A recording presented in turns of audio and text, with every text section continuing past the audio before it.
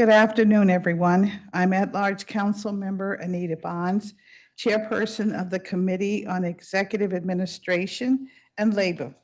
I'm calling to order this public roundtable on PR 26-304, District of Columbia Board of Elections, Karyn Greenfield Confirmation Resolution of 2025, which would confirm the nomination of Ms. Greenfield to the District of Columbia Board of Elections. Before we hear from the nominee, I just want to talk a little about this Board of Elections. So vital a function it performs in the District of Columbia. The District of Columbia Board of Elections is the independent agency of our government that is responsible for the administration of elections, ballot access, and voter registration. The Board of Election consists of 3 active members, an executive director, a general counsel, and several support staff who run the day-to-day operations of the agency.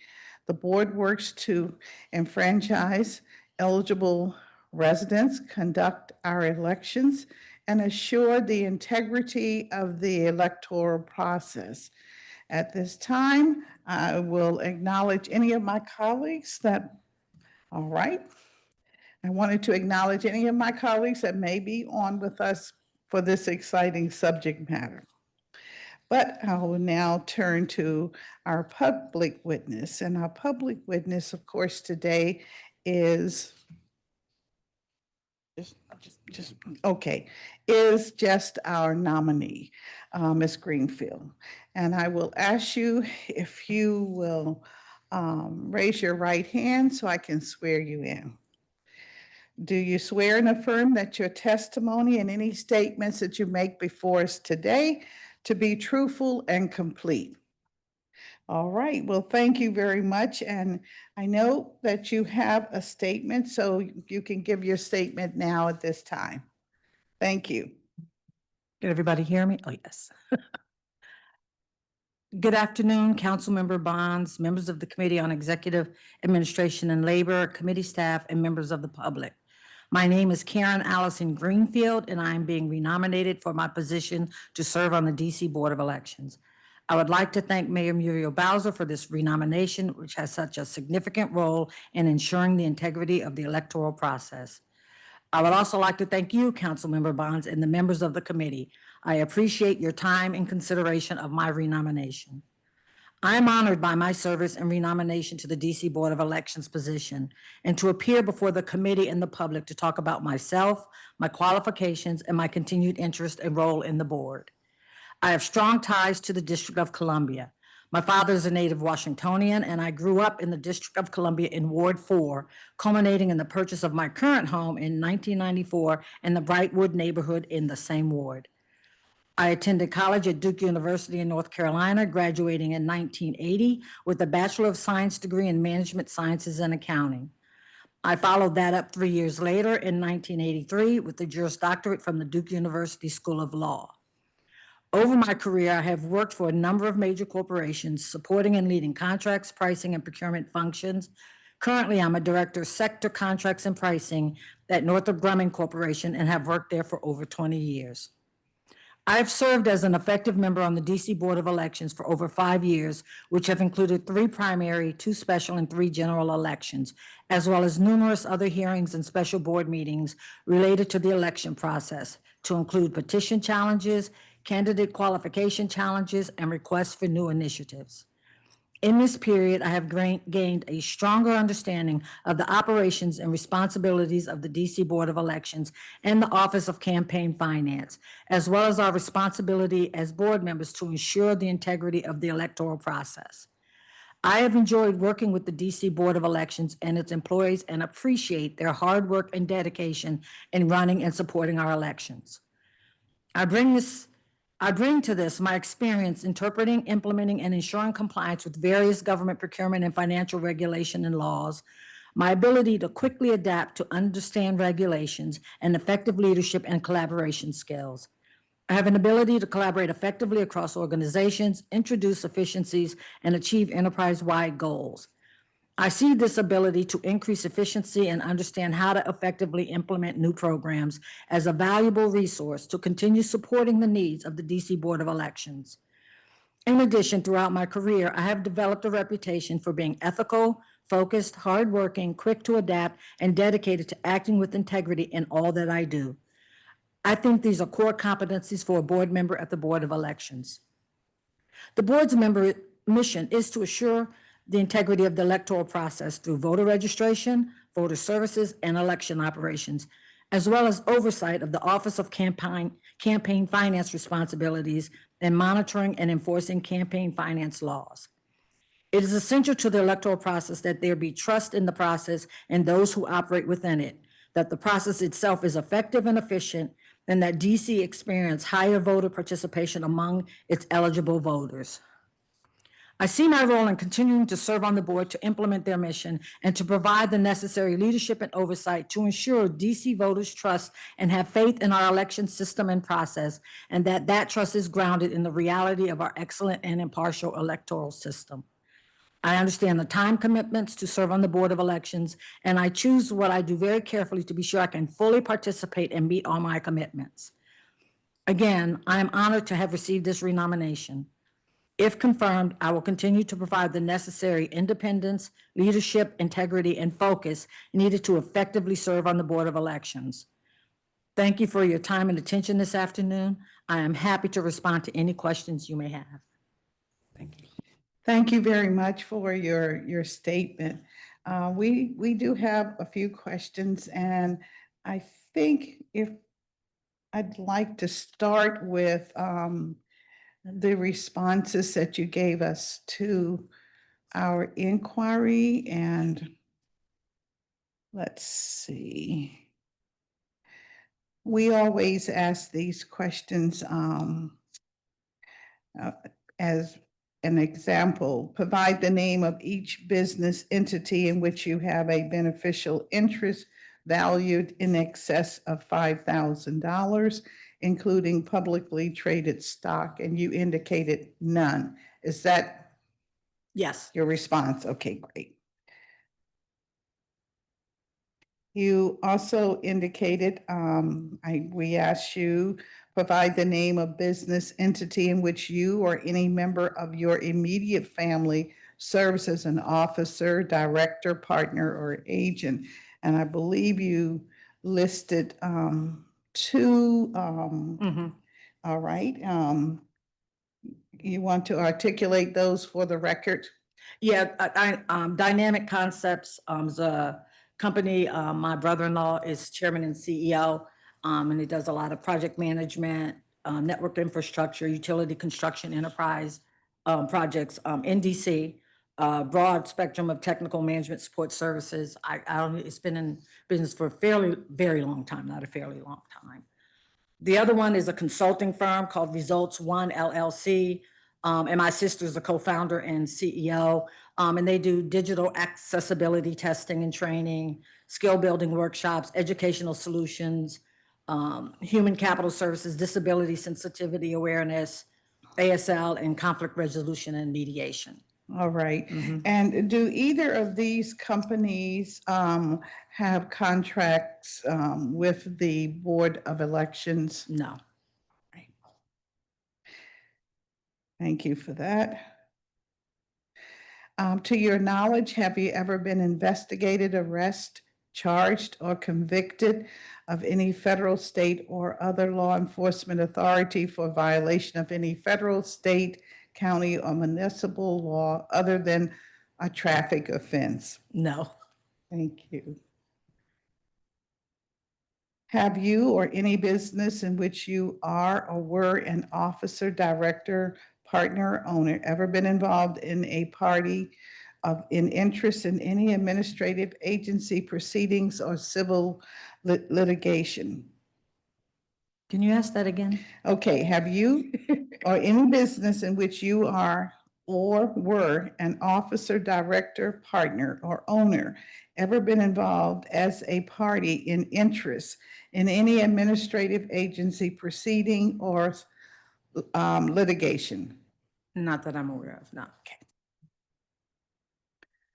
Would you list any professional or occupational licenses that you may hold? DC Bar. All right.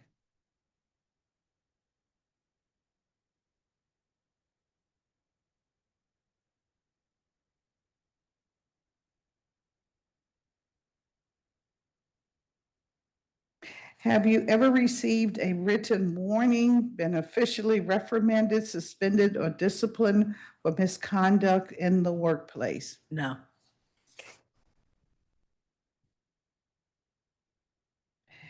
Let's see. Okay.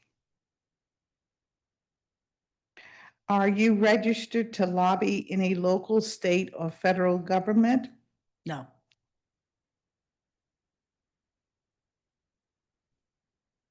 It also asks to list any services rendered to any candidate, political party, political committees, political action committees, or similar entities in the past 10 years.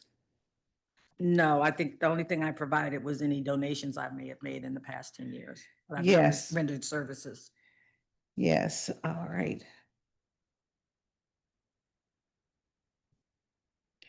And for the record, I would like it to note that the list of contributions are from the corporation, your employer. Yeah, that's most of them, yes. Yes. And they are in the neighborhood of $45. Just so everyone knows, and it is a list from 2015 through 2023, 2023. Mhm. All right. Thank you for that. Now we can get to the good stuff. I wanted to make sure we put that on the record. I understand that you co-founded a company that's focused on accessibility testing. That's the Results One. Does this give you insight into accessibility concerns with election technology? I need to correct that. That should say hyphen sister. My sister co-founded it. I don't do any work with that company. Okay, It's her company. it's her company. Yes, I'm sorry. Okay, Just you're looked at her, that and realized- you're her silent member, yes, okay. All right. Tell me a little bit about the Board of Elections, about the structure, and what this entity that you represent the residents on. It's listed as an independent body, so how do you see that playing out in this whole elections process that we have in our city? I see that as, and especially the independents, and just sure that any decisions that we're making, whether it's at a hearing or any other decisions, are not partisan or impacted by partisan interests, and that we remain very, independent in the decisions that we're making and what we're looking at and what we're viewing, and that it needs to be independent from that in order for people to trust in the whole electoral process. And so I see that is the focus of it. The real focus is to ensure that there is an election system that the voters trust and that they can use, but to also make sure everyone understands that as being independent, when we're making any or certain decisions, we have to make sure that they're not partisan, or sometimes don't have the appearance of being partisan. All right. I think you kind of helped us understand how you see your role on the board. Do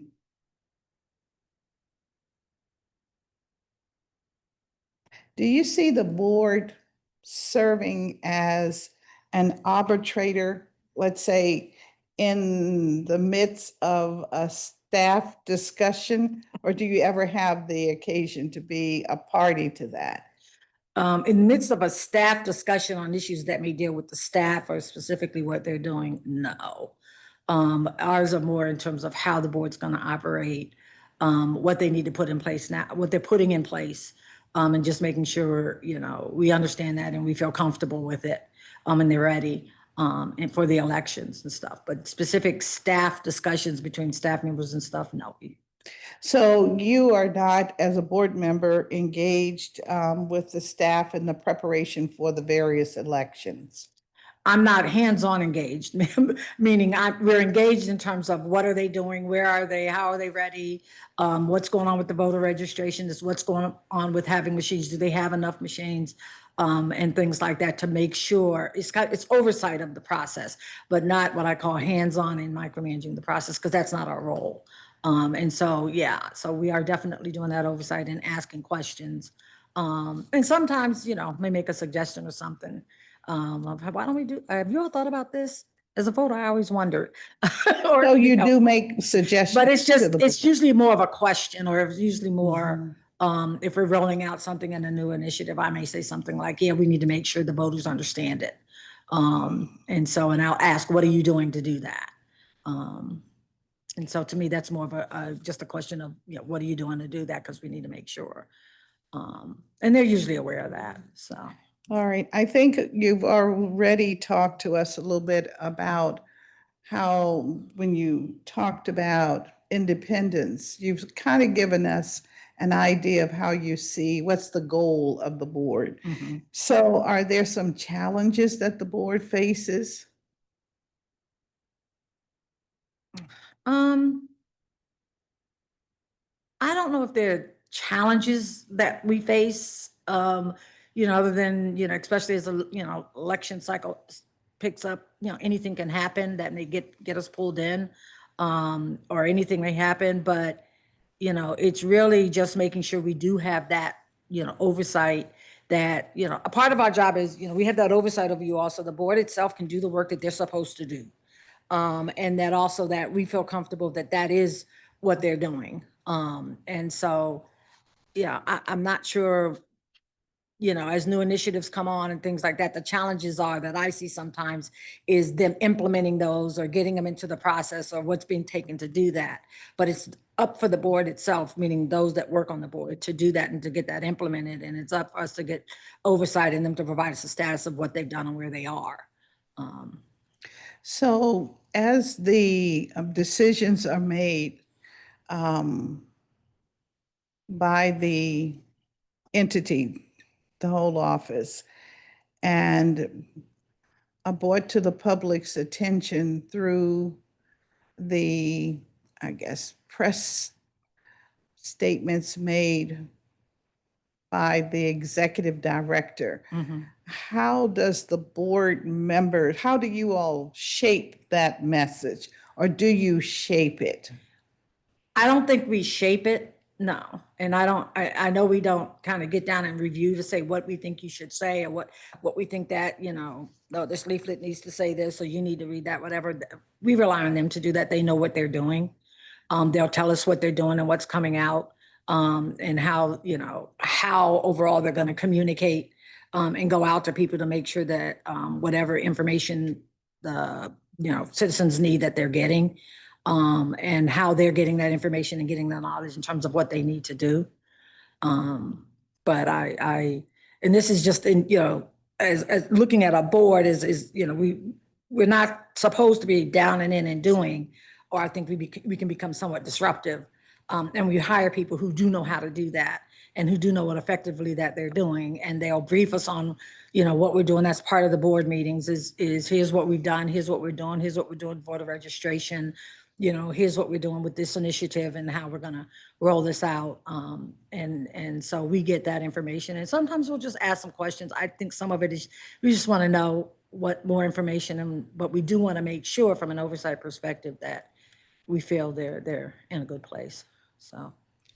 I'm really glad you mentioned the initiative, because that's one of the areas that has been highlighted recently. We've had several initiatives that were highlighted.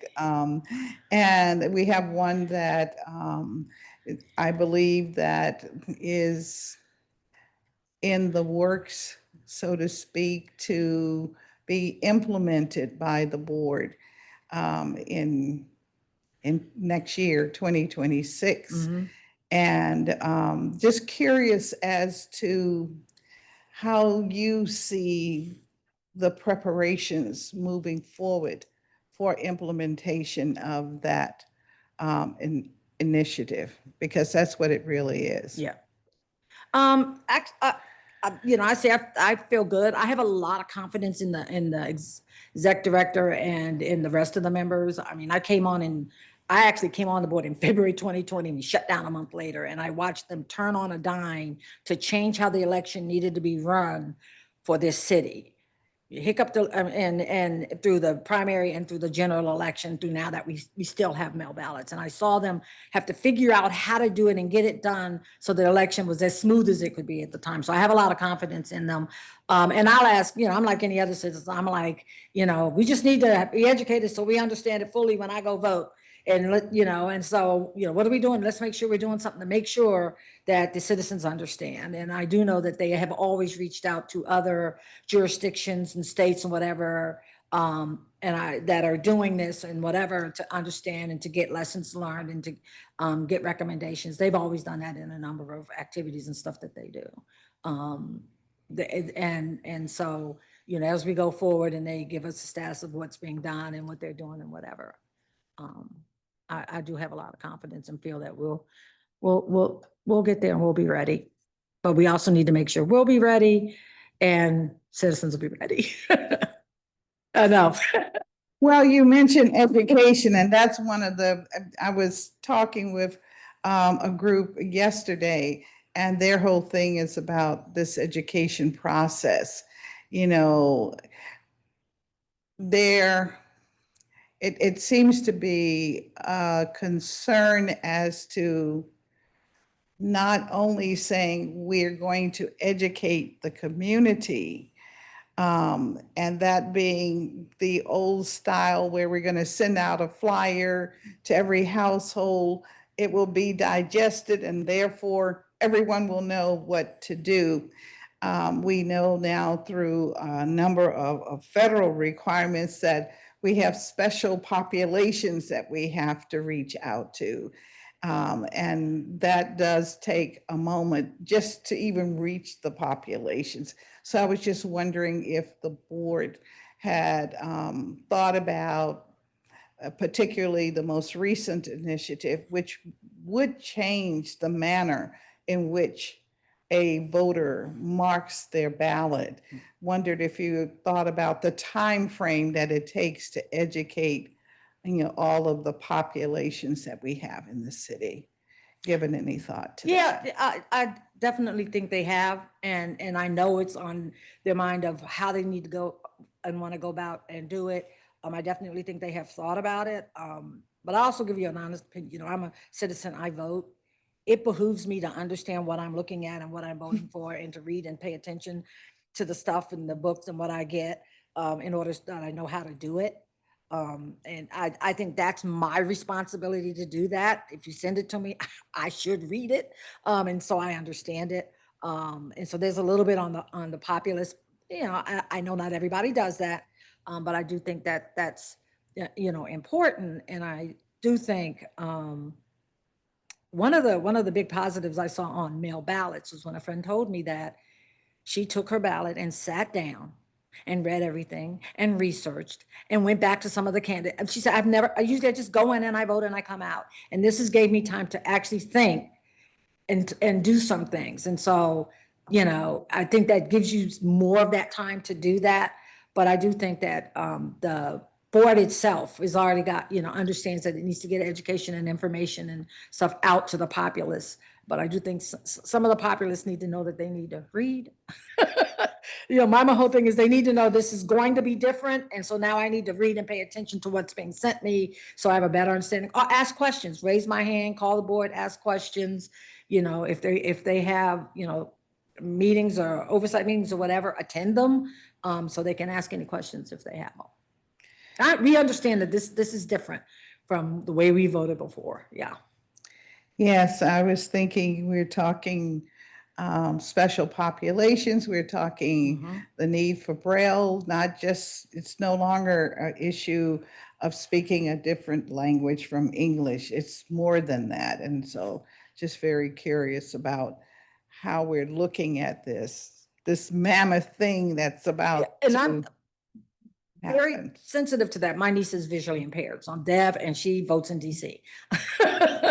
And so I'm very, very sensitive, and she likes to be independent. And so I'm very, very, Yeah. sensitive to that and that ability. And I know my sister also, in making sure that the right tools are there so that she can vote. All right.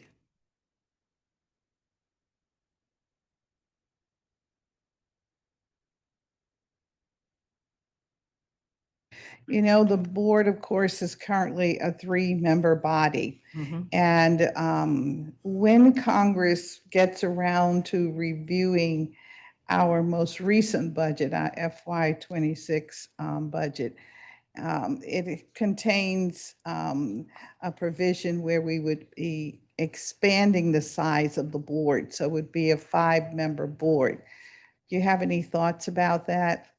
I think right now we're 2, but I think we have worked effectively as a 3-member board in coming with decisions and being able to come to decisions. It's like anything else, when you add people and expand it, that adds different dynamics, and we will just have to figure out how all those dynamics work and play together. So that does, we've been able to work. When I first joined, I was like, it's 3, it's only 3.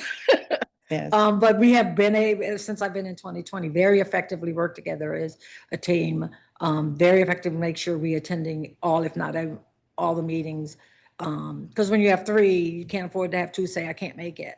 And so going to 5, could it add some different dynamics? It always does when you add or increase the size of a board or committee or something like that. Well, currently, how do you deal with the possibility of a tie? It's just 2 functioning members. You lost a member last Yeah. year, and we're waiting for, a nomination. I'll be honest, we haven't had to deal with that. But over the years on the board, we have had some meetings, even when we had 3 members where only 2 could attend. And we, were able to work through things. I have thought about what happens when we're not agreeing, and probably then have to go back and either, I'm going to be honest, I don't know. That's why I worry about getting our 3rd member. So, yeah. I note that the board meets usually every month, but it varies from the week or the day. Would it be helpful to the board if we had a set day of the week and week in which the board would be meeting? Usually we meet the first Wednesday.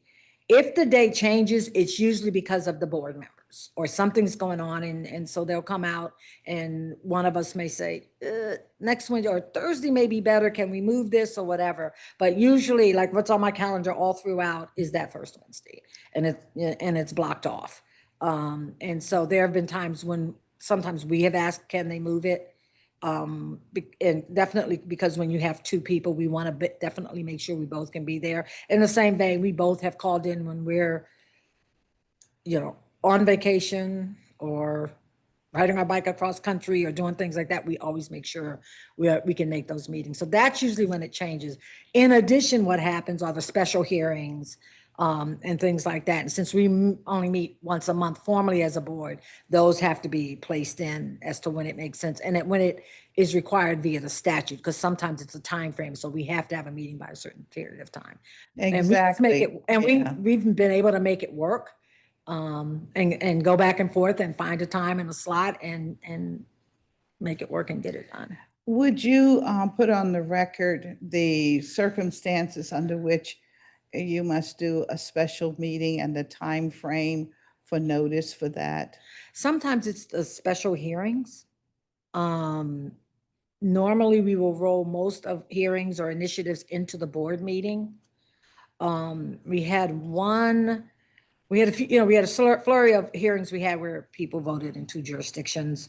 And when we find that out, sometimes the time frame of which, when we have to make a decision, what we're going to do or whether we're going to send it forward to the Attorney General. And so sometimes that's just the time frame. And usually we'll get a note from the board that says, hey, we need to have it, by this date. What about this date? And we'll just agree on the time frame. Okay, so the meetings the special meetings are determined by time frame in which a formalized report is due.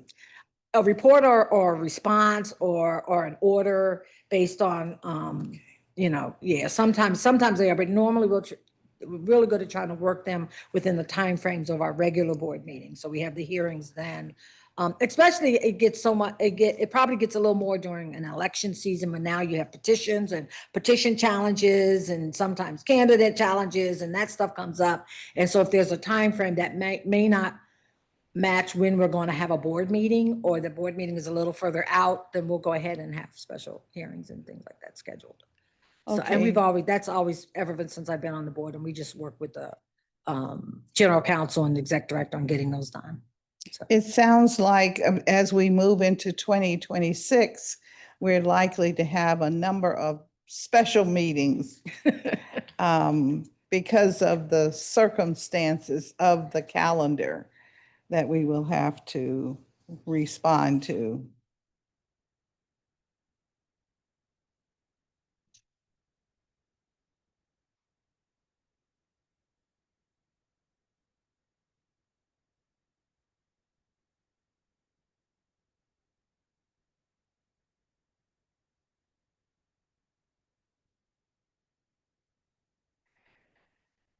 Ms. Greenfield, do you ever get involved in helping the staff look closely at the budget, their budget, what they're asking for in order to implement the policies of the Board of Elections?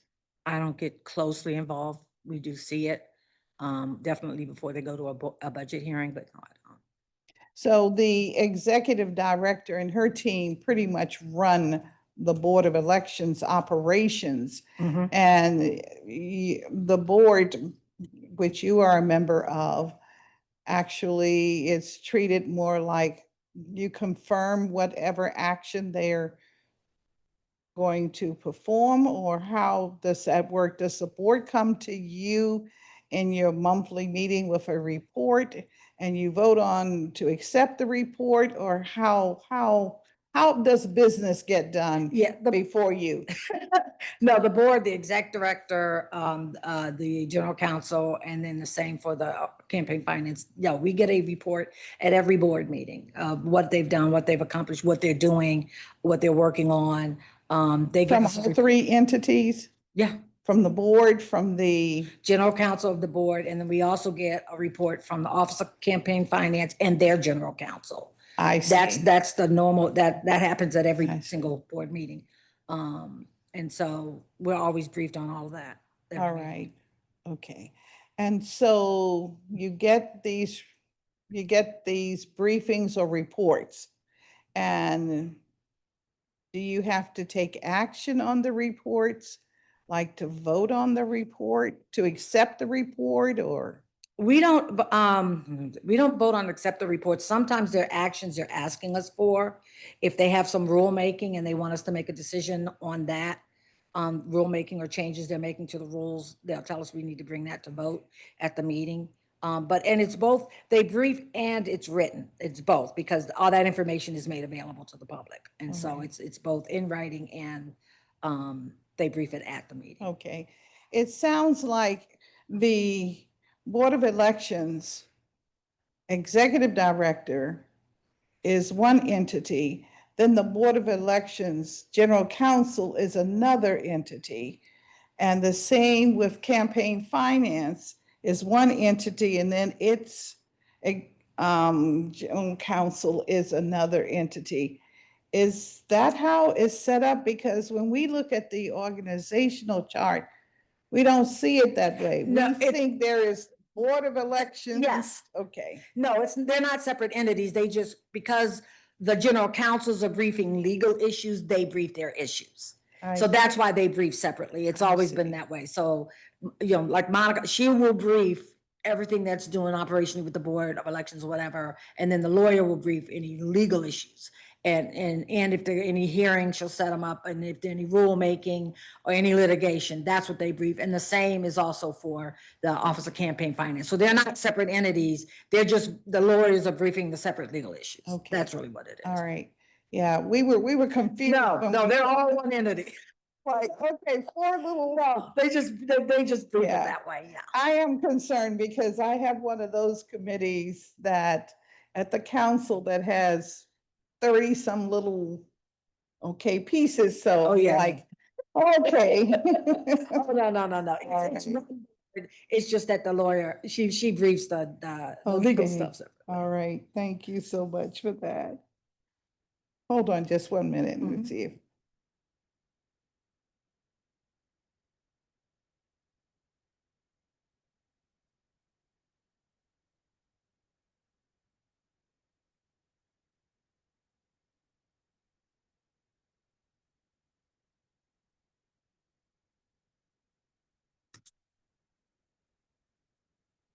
Just one area that we sort of skipped over, and that's, as you know, the federal government is looking at election laws across the country.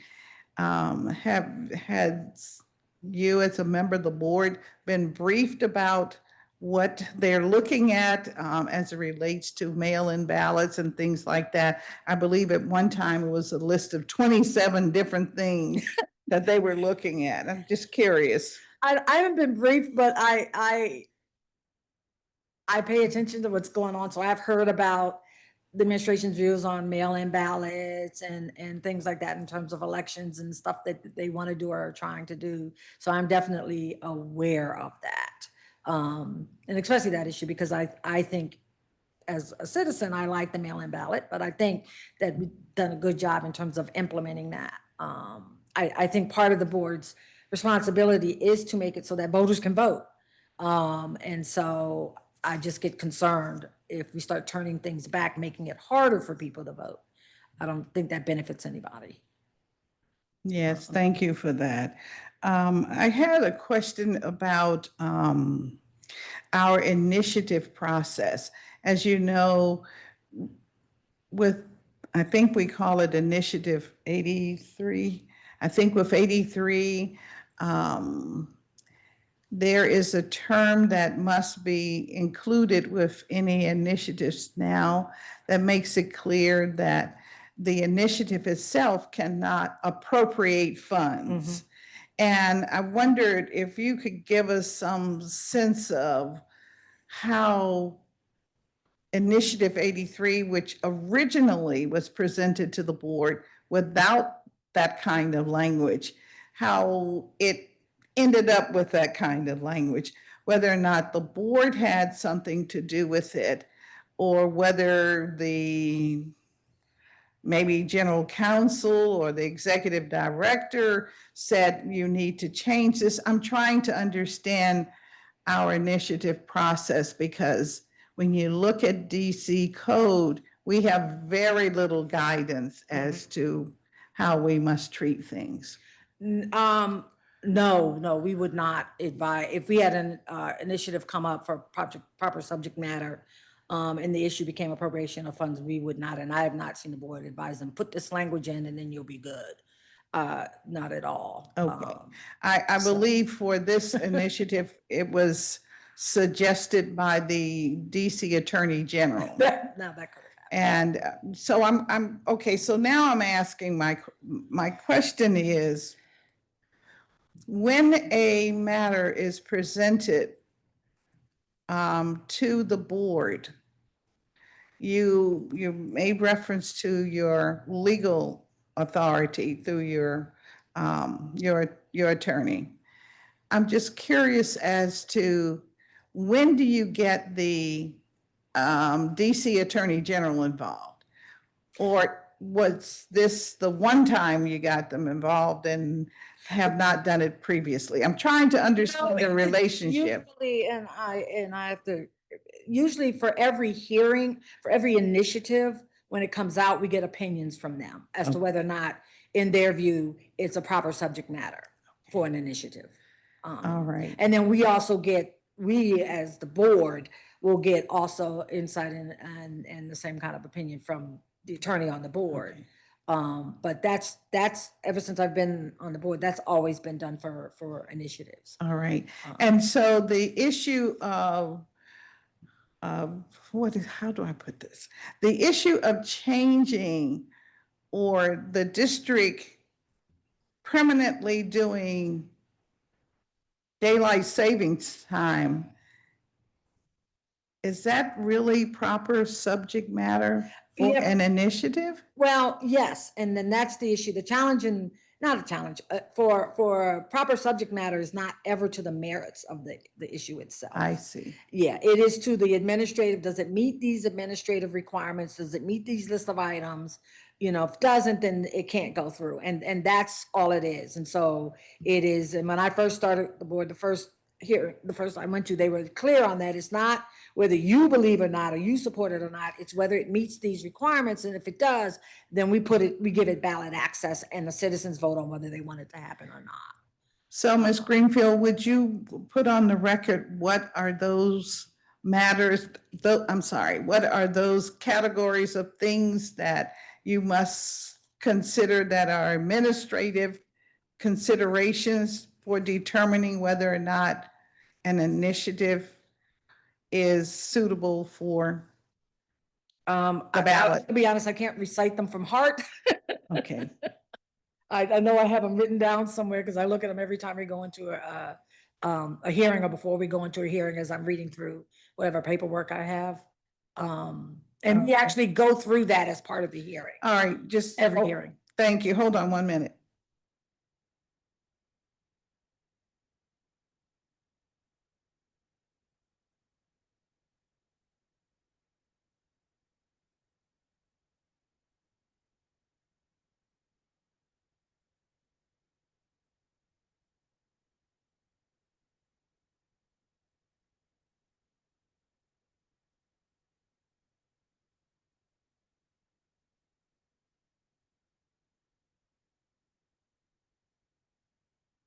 Since I brought it up, I think it's only fair that we read them into the record so that the public knows what we're making reference to.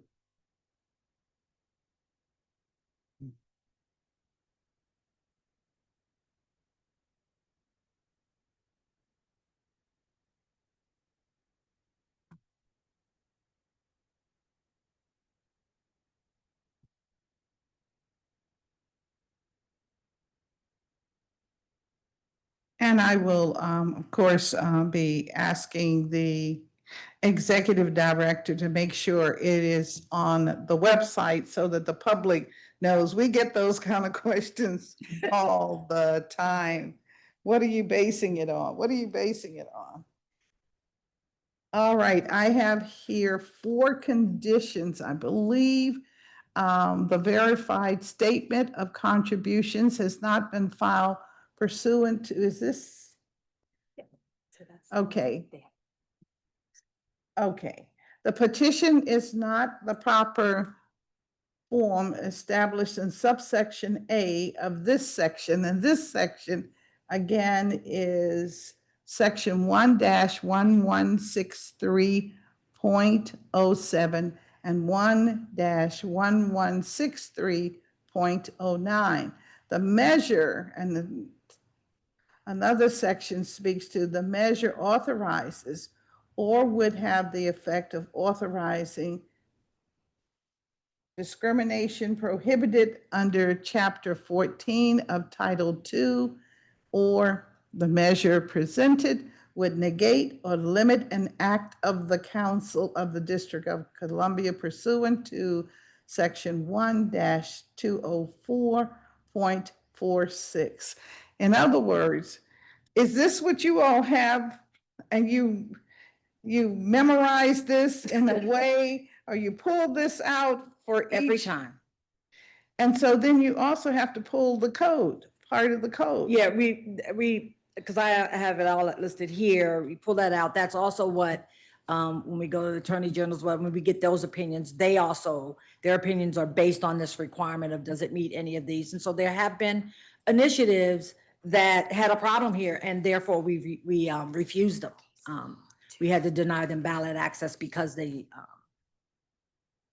Okay, Yeah. I'm also reading from the code. It says a measure is not a proper subject for initiative if it is not the proper form, or if it would appropriate funds, violate or seek to amend the Home Rule Act, violate the U.S. Constitution, negate or limit an act of the council enacted pursuant to Section 446 of the Home Rule Act, authorize or have the effect of authorizing discrimination prohibited under the Human Rights Act of 1977. And what I'm seeing here is that the first item is appropriate funds. And as a lawyer, you'll have to tell me, please, if the first point is that a subject before the board does in fact appropriate funds, then why would it then move forward to be reviewed by the DC Attorney General? Seems to me if they say, I want to build small houses throughout the city, and it comes to you, then automatically, it seems to me, it's no longer proper subject matter, because you've got to have funds to build the houses.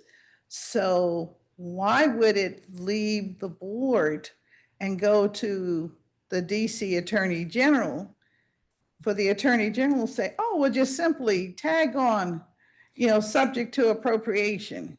The board seeks their opinion on these items. So they go out anyway on every initiative and says, here's an initiative, here's what we have, and then they send it out and they get an opinion on these. And that's also what we look at and consider when we're making the decision in the hearing. So, I can't say for sure, but I don't believe they decide, should we go or should we not go to the Attorney General? They go out for an opinion and say, we're seeking take a look, we're seeking your opinion on this also. And so that's also, so we have other sources of opinion and interpretation, and it does help. Yeah. And there have been some where they appropriated funds and we said, no, you can't, this can't go through. And so. Well, I guess if you are independent, and if you are you're really the bottom line as to what goes on the ballot. And if you get something in, it's clear that it's going to cost money. I don't understand why there would be any fumbling around or looking at it further. The board can make a decision. It's not on the ballot. Instead of moving it forward and then saying, well, the council is the appropriator, so the council will just have to fix it. That's not fair. We're supposed to be a government of all of us, trying to do the best for our community. And it just really confused me. And the more this issue surfaces in the community, people are like, well, how did it even move forward?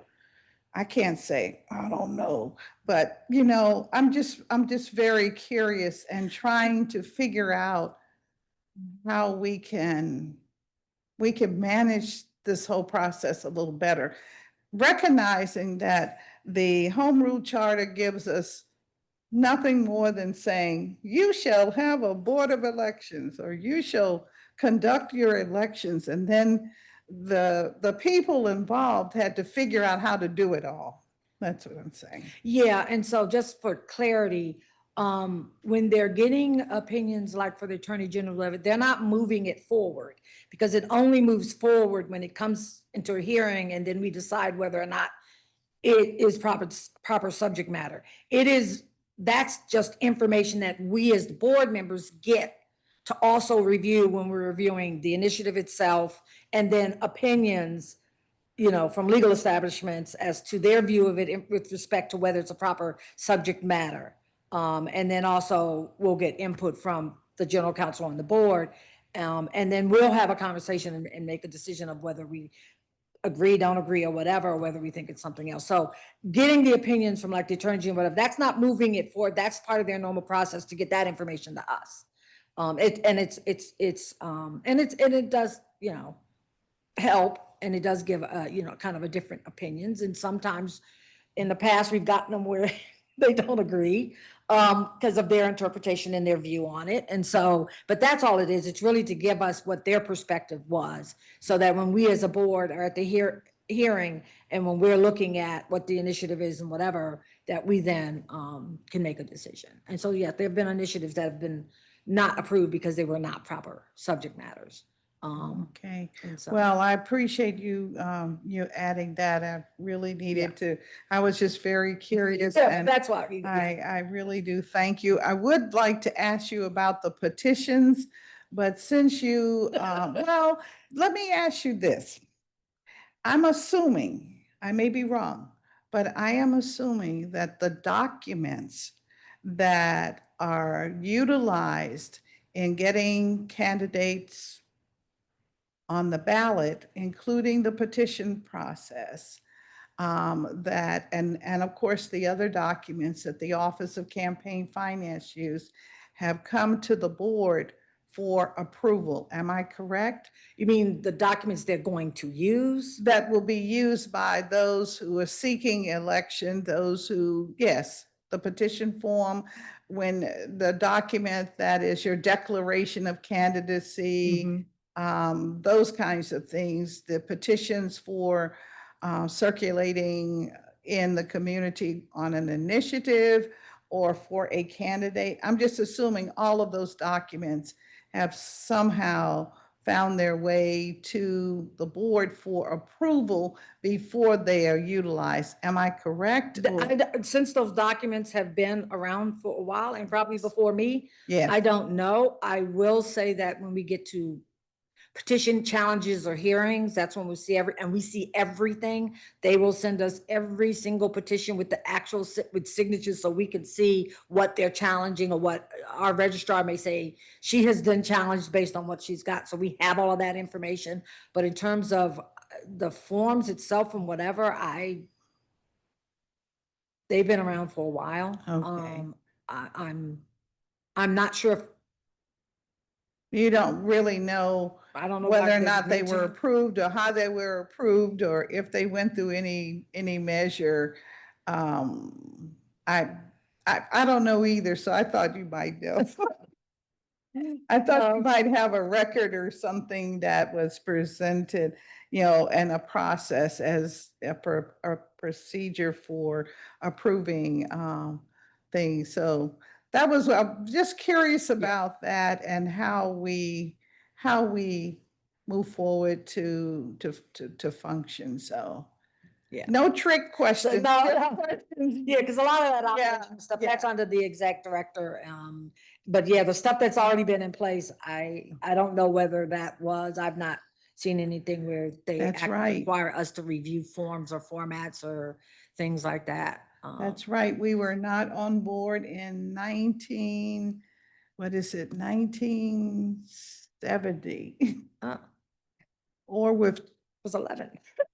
Congressman Diggs and any of those who were making those decisions. Yes, you're right about that. Well, thank you very much for being with Thank us you. today. We really appreciate hearing from you.